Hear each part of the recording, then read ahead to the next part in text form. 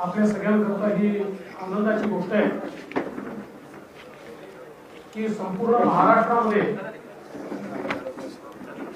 जे ताकदीचे लोक आहेत अशी सगळी मंडळी भारतीय जनता पक्षामध्ये प्रवेश करते. 3 पक्षाचं सरकार ज्यावेळी तयार झालं त्यावेळेस अनेक लोक प्रश्न विचारायचे की आता भारतीय जनता पक्षाची लढाई कशी होणार. आणि त्यावेळेसच मी सांगितलं होतं की 3 पक्षाचं सरकार म्हणजे भारतीय जनता पक्षाला विस्ताराची संधी आहे. महाराष्ट्राच्या इतिहासात एक नवीन अशा प्रकारची परिस्थिती आपल्याला पाहायला मिळते आहे. पण देशाचा राजकीय इतिहास ज्यांनी बघितला त्या सगळ्यांना हे माहिती आहे की ज्या वेळी भारतीय जनता पक्षाच्या विरुद्ध इतर सगळे पक्ष एक झाले त्यावेळी भारतीय जनता पक्षाचा विस्तार झाला आहे. आणि भारतीय जनता पक्ष क्रमांक 1 चा पक्ष असाच राजस्थानमध्ये झाला, असाच गुजरातमध्ये झाला, असाच मध्य प्रदेशात झाला, असाच उत्तर प्रदेशात झाला. ज्या ठिकाणी अशा प्रकारची परिस्थिती तयार होते त्या ठिकाणची राजकीय स्पेस ही भारतीय जनता पक्ष व्यापून टाकतो आणि त्यातलं भारतीय जनता पक्ष पुन्हा नव्याने उभारतो. आणि म्हणून 1-2 वर्ष 3 वर्ष इकडे तिकडे एखादा टर्म सत्तेवर आहे नाही आहे याची भारतीय जनता पक्षाला चिंता नाही. कारण आमच्याकरता राजकारण जे आहे हे सामाजिक आर्थिक परिवर्तनाचं केंद्र आहे, स्रोत आहे, हे उपकरण आहे. आणि म्हणून सत्ता आली तर त्यातनं सामाजिक आर्थिक परिवर्तन करण्याचा प्रयत्न करायचा, सत्ता नसेल तर जनतेकरता भांडायचं.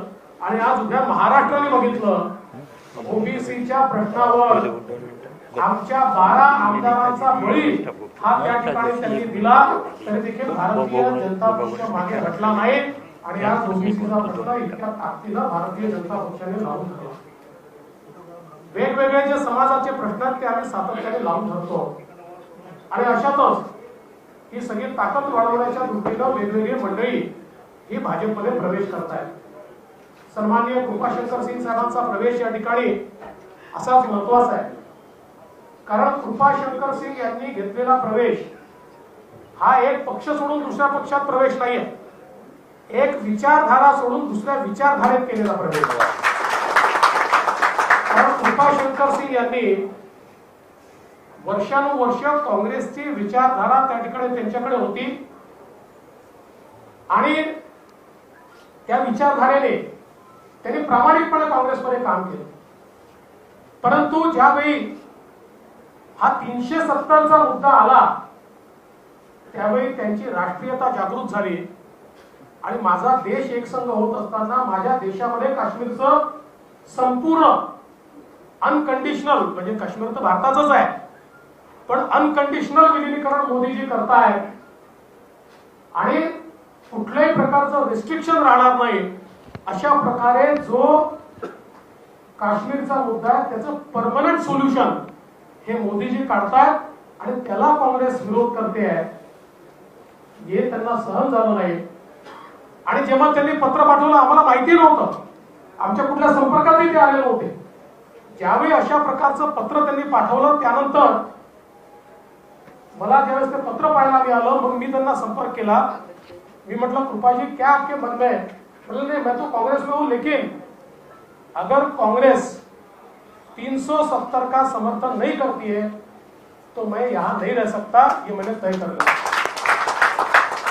आणि त्यानंतर त्यांनी दुसरं पत्र पाठवलं आणि काँग्रेसचा त्याग केला. त्याग केल्यानंतर ते भारतीय जनता पक्षात आले नाही. ते 370 वर जनजागृती करत 6 महिने फिरले. आणि त्यानंतर आज जवळजवळ मला असं वाटतं काँग्रेसचा राजीनामा देऊन कृपाजी आपको कितने महिने हो गए? 21 महिने म्हणजे जवळजवळ 2 वर्ष झाले. आज त्यांनी भारतीय जनता पक्षामध्ये प्रवेश करण्याचा निर्णय घेतला.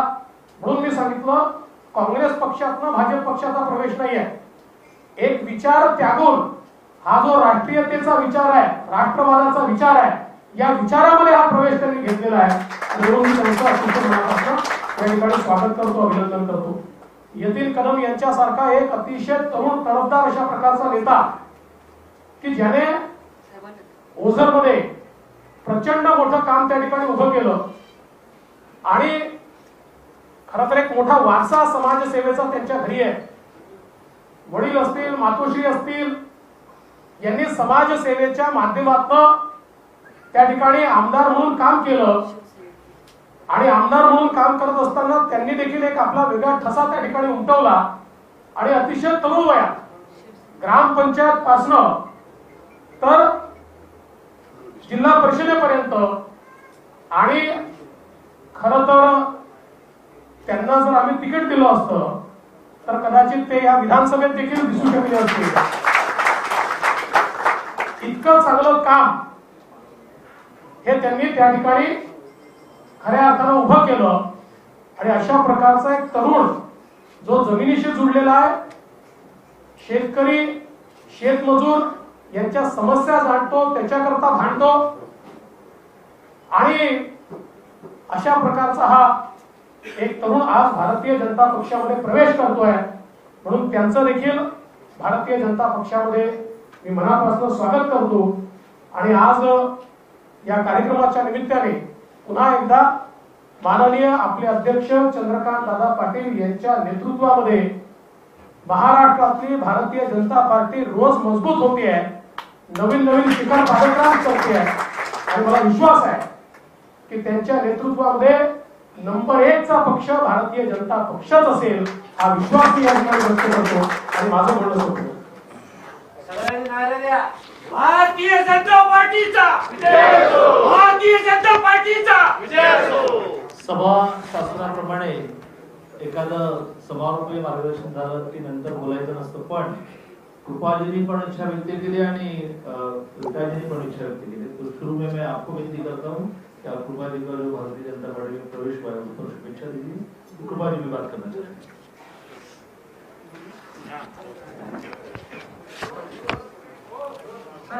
मैं तो हिंदी में बोल पाऊंगी तो क्षमा कीजिएगा.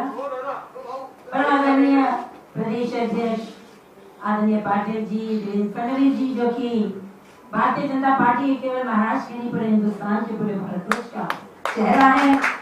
सभी भारतीय जनता पार्टी के कार्यकर्ता और सभी देशवासी इनकी ओर बहुत ही उत्सुकता से देखते हैं.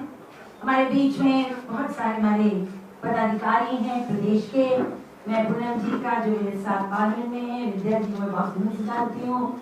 आप सब मंचस्थ लोगों का, खासतौर से कृपा शंकर सिंह जी का मैं तहे दिल से स्वागत करती हूँ. मुझे इतनी प्रसन्नता है क्योंकि जौनपुर वासी हैं और मैं प्रयागराज वासी हूँ. 80 किलोमीटर का अंतर है, लेकिन 20 साल का इनसे हमारा पारिवारिक संबंध ही है. एक ही पार्टी में थे, मैं तो बहुत पहले छोड़ के आ गई, पर कृपा शंकर जी भी आए हैं तो निश्चित रूप से भारतीय जनता पार्टी की नीतियों की, भारतीय जनता पार्टी के आदर्शों की और उनका जो चलन है उसके ओर आकर्षित होकर केवल कांग्रेस से हम दो नहीं, सभी दलों से सैकड़ों हजारों लोग भारतीय जनता पार्टी की ओर बढ़े. आदरणीय प्रधानमंत्री जी नरेंद्र मोदी जी जिस तरह से इस देश को चला रहे हैं, इतनी आपदाओं के, इतनी परिस्थितियों के बावजूद उन्होंने विकास के कार्य को थमने नहीं दिया. हजारों किलोमीटर शहर, पानी, बिजली, हर तरह से जिस तरह से हम आगे बढ़ रहे हैं, जिस तरह से स्वास्थ्य सेवाओं को बेहतर किया है. मैं मानती हूँ कि कश्मीर एक ऐसा मुद्दा है जो पूरा हमारे लिए नासूर बना हुआ था. कृपा जी मैं आपको बधाई देती हूँ कि आपने उस एक मुद्दे को मुख्य मुद्दा बनाकर, अन्य मुद्दे भी सब उतने ही उपयुक्त हैं, आप भारतीय जनता पार्टी में शामिल हुए हैं. यहाँ जो उत्तर भारतीय हैं उनके तो आप प्रेरणा है ही है, क्योंकि जमीन से उठकर आप इस स्थान तक आए. बहुत आपने जिंदगी में संघर्ष किया, लेकिन उत्तर प्रदेश में भी आप लोकप्रिय हैं. और सबसे पहले तो चुनाव हमारा उत्तर प्रदेश का आ रहा है.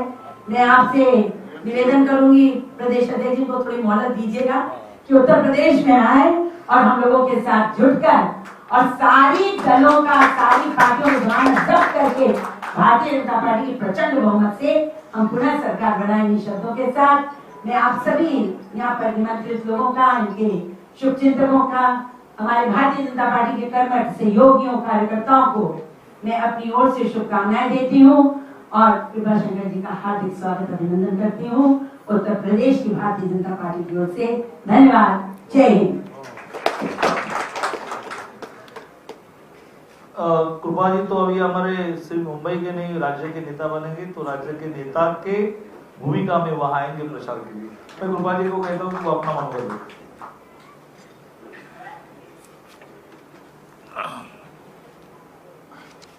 परम श्रद्धेय प्रदेश अध्यक्ष सम्मानित चंद्रकांत दादा पाटिल जी, इस महाराष्ट्र के ही नहीं देश के तमाम युवकों के और विकासकों की धड़कन परम आदरणीय देवेंद्र फडणवीस जी, मुंबई भाजपा के अध्यक्ष मेरे मित्र सम्मानीय मंगल प्रभात लोढ़ा जी,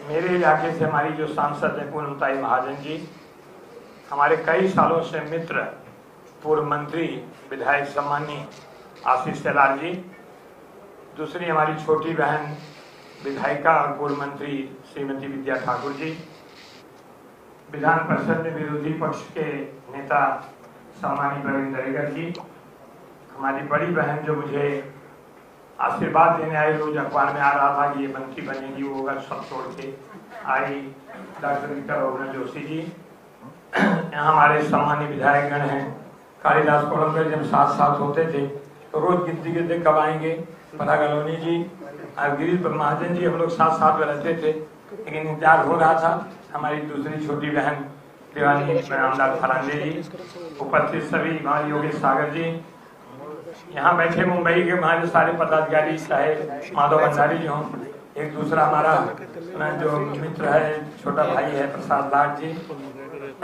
कई लोगों के नाम ले, समय बड़ा कम है, सामने बैठे जो उत्तर भारतीय मोर्चा संभाले हुए हैं संजय पांडे जी, उपस्थित मेरे पत्रकार मित्र।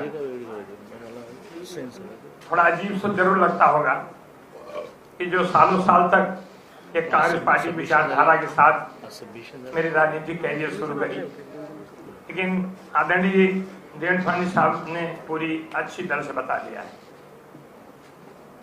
और आज मैं भाग्यशाली हूं कि डॉक्टर श्यामा प्रसाद मुखर्जी जी के बलिदान दिवस का जो सप्ताह चल रहा है, आज एक पुस्तक का प्रकाशन हुआ है, और मेरा जो इशू था, जिस विषय को लेकर मैंने अपनी इस्तीफा दिया था, उनकी पुस्तक का प्रकाशन आज हो रहा है, ये मेरे लिए भाग्य की बात है। मैं ज्यादा उसमें जाना नहीं जाऊंगा कि वो पत्रकार मित्र कल से पूछ रहे हैं, हमसे कई लोगों ने पूछा कि आपका ज्वाइनिंग, हम कहा भारतीय जनता पार्टी बताए, तो कहते आप क्यों नहीं बताते हैं। हम कहा कि कांग्रेस पार्टी में होता तो बहुत कुछ बोल जाता, लेकिन भाजपा पार्टी में जाने पर थोड़ा ध्यान देना पड़ेगा कि हमारे हर एक कदम जरा सोच सोच चलना पड़ेगा। मैंने किसी अपने पत्रकार मित्र को बताया नहीं, बोले ऐसा लिख दो कि हो जाएगा। हम कहा इतना मान लो कि मैं भारतीय जनता पार्टी में जाने के लिए उत्सुक हूँ, लेकिन भारतीय जनता पार्टी निर्णय लेगी मुझे कब जाना है। मैं ज्यादा दीदी आपको पता है, सबको पता है, मैं गृह राज्य मंत्री हुआ करता था, और देवेंद्र फडणवीस साहब सामने से जब प्रश्न पूछे तो ऐसी बौछार होती थी, मुझे मालूम था कि मैं इनका जवाब तो नहीं दे पाऊंगा। मैं धीरे से कहता था, देवेंद्र फडणवीस साहब आप बहुत जो कह रहे हैं सही कह रहे हैं, मैं चैम्बर मीटिंग लगाऊंगा, आपसे बात करूंगा। मेरी बात मान जाते थे, मेरी अड़चन कभी आने नहीं देते थे। और इस बार जब मैंने कांग्रेस पार्टी छोड़ी, ये सोच के नहीं छोड़ा था मैं किसी पार्टी में जाऊंगा, लेकिन राजनीतिक आदमी हूं। और जब मैं कुछ समय बाद आदरणीय देश के प्रधानमंत्री नरेंद्र मोदी जी से मिला, कुछ बातें हुई, उसी दिन मैंने तय कर लिया था कि अगर मुझे राजनीति करनी तो सिर्फ और सिर्फ भारतीय जनता पार्टी की राजनीति करूंगा, नहीं करूंगा। दूसरे जिस दिन टेलीविजन पे आदरणीय गृह मंत्री अमित शाह जी जिस बहादुरी के साथ 370 हटाने का वो पढ़ रहे थे, किसी ने सामने से टोका 370 हटाने के बाद वहां जाना मुश्किल होगा, और उनका एक शब्द मुझे प्रेरित करता है, मेरे रोंगटे खड़े हो जाते हैं कि जरूरत पड़ी तो जान दे दूंगा, लेकिन कश्मीर 370। ऐसे गृह मंत्री को और भारतीय जनता पार्टी के सभी आदरणीय अध्यक्ष जगत प्रसाद नड्डा जी को और उन सभी लोगों में प्रणाम करता हूं, और मैं आभारी हूं कि भारतीय जनता पार्टी ने मुझे स्वीकार किया। मैंने कोई मेहरबानी नहीं की है, आपके विचार, मेरी विचारधारा को समझ करके, मेरी राष्ट्रीयता को समझ करके आपने मुझे स्वीकार किया। मैं आपको धन्यवाद देता हूं। और मैं इतना ही कहना चाहता हूं कि मराठीमध्ये बोलताना दादा आम्ही पूर्वी इथे मला भैया आणि हे सगळे बोलत होते, मी एकदा बोललो की हिंदी माझी आई, मराठी माझी मावशी। आईने मला जन्म दिला आणि मावशीकडे सगळे मिळत असताना मराठीमध्ये म्हणे की आई मरू मावशी जगू, पण कोणी मरू नये, आई जगली पाहिजे आणि मावशी जगलीच पाहिजे। जसा कृपाशंकरला ह्या महाराष्ट्राने नोकरीमध्ये काम करत असताना किंवा आज एवढे मला वाटतं जगामध्ये जगामध्ये सर्व पक्षांचे मोठा पक्ष भारतीय जनता पार्टीचे नेतृत्व नरेंद्र मोदीजी करतात, असा पक्षामध्ये कृपाशंकर प्रवेश करतात. मी एवढंच सांगेल, दादा एक विश्वास आप मेरे ऊपर करिए, अगला विश्वास मैं आपका जीत करके रहूंगा. और मुझे जो भी पार्टी का आदेश होगा मैं पार्टी के आदेश के हिसाब से काम करता रहूंगा. मैं इससे ज्यादा आज और कुछ नहीं बोलना है क्योंकि कई कार्यक्रम है. मैं फिर से धन्यवाद देता हूं और हमारे पत्रकार मित्रों को कि समय समय बड़ा सहयोग किया है मेरे राजनीतिक जीवन में. और कल से बहुत सारे हमारे पत्रकार मित्रों ने लिखा भी है, बहुत सारे उत्सुक थे कि बताओ क्या कारण था. कारण स्पष्ट था कि मैं 20 महीने 21 महीने जो भी साल गुजरते, मैंने कभी ये नहीं कहा कि अरे मेरा कब होगा, मैं कब ज्वाइन करूंगा. मुझे मालूम था ये तुलसीदास जी ने रामायण में कुछ नहीं छोड़ा है, उन्होंने सब कुछ लिख डाला है. एक लाइन उसमें है कि धीरज धर्म मित्र और नारी आपत काल पर रखिए सारी. तो धीरज जो धैर्य था मैंने कभी खोया नहीं और इमरजेंसी में उसकी पहचान होती थी. फिर से आज के दिन एक चीज मैं और कहूं कि यहाँ उत्तर भारत के कई लोग सवेरे पता चला जगह का मैं कोरोना काल है उसके नियमों का पालन करना है, आप लोग मेहरबानी करके मत आइए. बोले आप कहीं बुला रहे हो, हम जाएंगे वहां, जगह नहीं होगी हम रहेंगे. बहुत सारे लोग सवेरे से फोन जब रात को पता चला, उन सब का मैं बड़ा आभारी हूँ.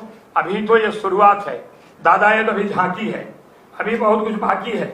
आपके विचारधारा, भारतीय जनता पार्टी विचारधारा, मैं इतना ही कर सकता हूँ कि आने वाले समय चाहे मुंबई महानगर पालिका हो चाहे जो भी हो, ये उत्तर भारतीय समाज अगर पूरी तरह से आपके साथ समर्थन देने के लिए खड़ा नहीं हुआ तो मेरा आज का श्यामा प्रसाद मुखर्जी जी का बलिदान जो दिवस मना रहा है उसका स्मरण करते हुए मैं विश्वास दिलाता हूं उन सारे लोग पता चल जाएगा क्या होने वाला है और क्या होगा, इसका परिणाम आने के बाद पता चलेगा.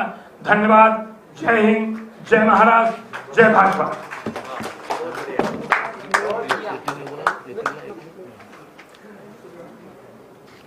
मुंबई भारतीय जनता पार्टी के अध्यक्ष माननीय मंगल जी को ये कहूंगा कि वो कृपा जी का मुंबई में इस प्रवेश के निमित्त स्वागत भी करें और उनको शुभेच्छा दें.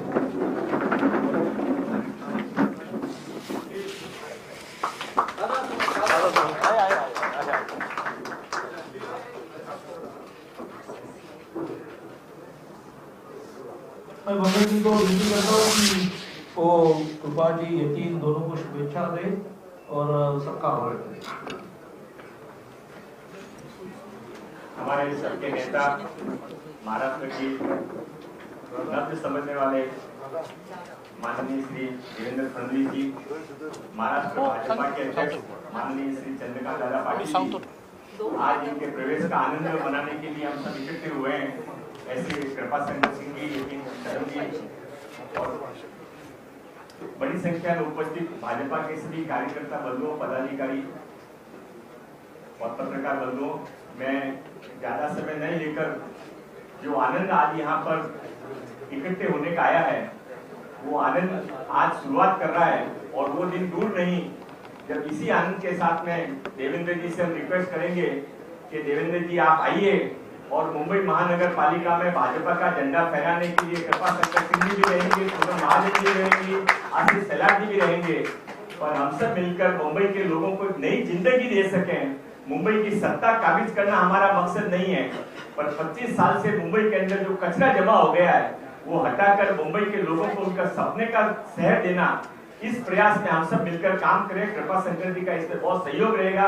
नासिक पहले से हमारे पास में है, नासिक भी आगे और मजबूत होगा. पुनः एक बार इस सुंदर कार्यक्रम के लिए बहुत बहुत आप सब बड़ी संख्या में आए, सबका बहुत बहुत धन्यवाद.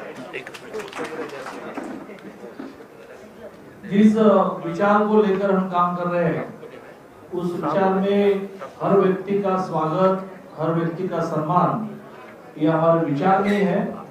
हम यह कृपा जी को और नितिन को विश्वास दिलाते हैं कि बहुत सम्मान उनको मिलेगा. अब कार्यक्रम समाप्त हुआ है. अगर अभी तक आपने हमारा चैनल सब्सक्राइब नहीं किया तो अभी सब्सक्राइब करें और बेल आइकॉन को क्लिक करके हमारी लेटेस्ट खबरों से रहे अपडेट.